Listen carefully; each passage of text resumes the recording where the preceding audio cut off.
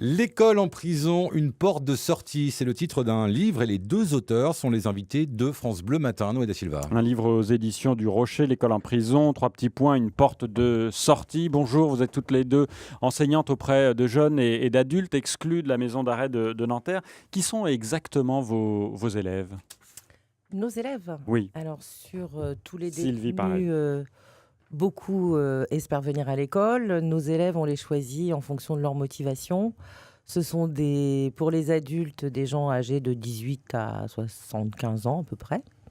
Et pour les mineurs, des jeunes de 13 à 18 ans qui, eux, viennent obligatoirement à l'école. D'accord. Alors pourquoi les autres viennent? Parce qu'au départ, je pense qu'ils ont envie de sortir de leur cellule déjà. Et puis, pour certains, c'est aussi une poursuite d'études. Parce que à Nanterre, la population carcérale est assez jeune. Je crois que la moyenne d'âge est autour de 24 ans. Donc, les 18-19 ans, il y en a quand même qui sont scolarisés. Donc, dans nos missions, il est obligatoire de continuer la scolarité des détenus qui sont scolarisés à l'extérieur. Et puis, d'autres qui veulent se cultiver, qui veulent s'ouvrir un petit peu l'esprit. Alors justement, vous leur apprenez quoi? Quel est l'enseignement? Alors, ils ont, Cécile précisera pour les mineurs, c'est un petit peu différent. Mhm. Pour les majeurs, on va du français langue étrangère, c'est-à-dire que tous les étrangers viennent à l'école apprendre le français. Ensuite, tous les analphabètes viennent à l'école apprendre à lire et à écrire. Et ensuite, c'est plus au choix de la personne si elle veut suivre des études. Donc, il y a le certificat de formation générale, l'équivalent du certificat d'études, le brevet des collèges, des BEP, un BEP MSA et un BEP optique, un bac pro, gestion et administration, et un diplôme d'accès aux études universitaires. Donc, en gros, on scolarise à peu près 160 détenus par semaine. Cécile de Rame, vous, les mineurs? Oui, chez les mineurs, on colle vraiment au programme scolaire puisque la plupart sont scolarisés à l'extérieur. Quand ce n'est pas le cas, l'objectif, c'est vraiment de les remettre dans une position d'élève et de réenvisager quelque chose de scolaire ou une formation après la détention. Donc, ils ont des cours de français, de maths, d'histoire, de langue. Et comme les niveaux sont très disparates au sein d'un même groupe, on évalue au plus finement les compétences et le niveau scolaire du jeune pour coller le plus possible à son profil. Mais ils ont combien d'heures d'enseignement par jour?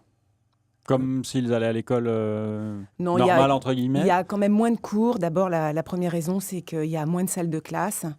Et donc, ils ont une dizaine de cours par semaine. Est-ce qu'il y a des difficultés particulières en prison à enseigner? Les mineurs n'étant pas volontaires, il y a tout un travail à faire pour redéclencher, on va dire, ce désir d'apprendre.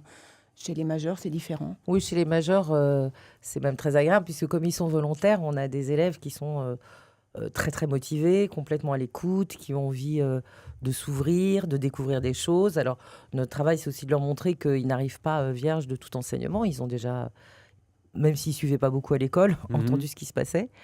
Et ensuite, de les faire avancer, soit dans un cursus scolaire, soit dans une ouverture d'esprit. Oui, ça leur sert quand ils sortent, vraiment? Vraiment, ceux qui passent leur diplôme, les BEP, les bacs pro, oui, parce qu'en plus, ça leur a donné envie de continuer. On en a beaucoup qui continuent ensuite en BTS une fois qu'ils sont à l'extérieur. Mhm. Et puis, ça leur a donné, je pense, confiance en eux pour pouvoir sortir de cette délinquance.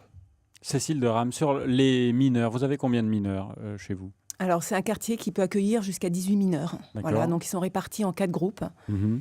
Et... La particularité, c'est qu'ils ils ne sont pas tous condamnés? Ah non, il y a beaucoup de prévenus là, actuellement. Bon, cela dit, il y a les profils évoluent en fonction des moments, puisqu'il y a quand même du turnover, on est dans une maison d'arrêt. Mais en ce moment, oui, il y a beaucoup de prévenus. Donc ils n'ont pas été jugés. Est-ce que ça a une particularité, une incidence sur leur éducation? Leur éducation, en tout cas, on pense l'école différemment, puisqu'on ne sait pas combien de temps ils vont être incarcérés. Donc, on réfléchit différemment pour les prévenus, pour les condamnés.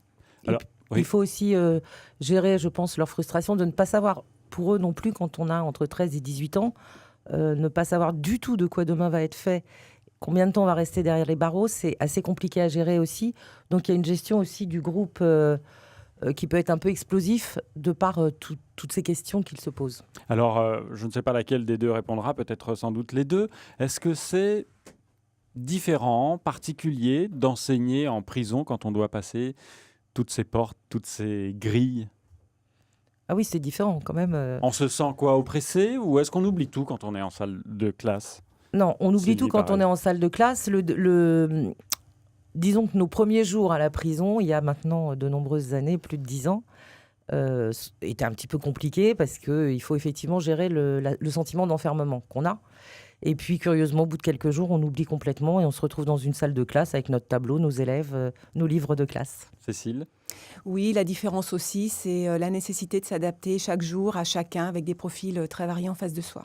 Pourquoi avoir écrit ce livre, finalement, L'école en prison, une porte de sortie? Parce que c'est un monde très fermé que les gens connaissent peu. On entend beaucoup de choses très négatives. C'est vrai que c'est pas facile. Il y a, c'est compliqué. La délinquance peut faire peur, etc. Et on voulait montrer un autre côté de la prison, plus positif peut-être, où on est là parce qu'on pense qu'ils peuvent s'en sortir vraiment. Vous n'avez jamais peur de vos élèves? Ah non, jamais. Il y a des Non. meurtriers, pourtant. Bah, il y a des meurtriers, il y a des violeurs, et puis il y a des dealers. Et puis oui, non, c'est pas des gentils garçons, hein.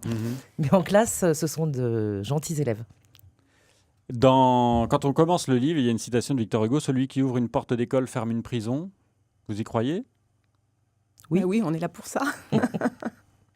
On espère en tout cas que effectivement, ça nous semble très important parce qu'on a pu se rendre compte que dans nos détenus, beaucoup étaient en échec scolaire.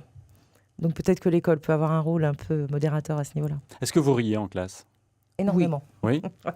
Ils ont beaucoup d'humour. Hein. Un exemple? Ça va être difficile comme ça. Non. Les expressions qu'ils ont vous font rire? Bah, les expressions, donc, une fois qu'on les comprend, au début, on a dû s'adapter un peu à leur vocabulaire, Ouais. eux au nôtre. Et puis on a trouvé un terrain d'entente. Merci beaucoup. En tout cas, il faut lire ce livre, Cécile de Rame, Sylvie Paré. L'école en prison, 3 petits points, une porte de sortie aux éditions du Rocher. C'est 16,90 € en moyenne. Merci beaucoup. Merci. à vous. Bonne journée à vous.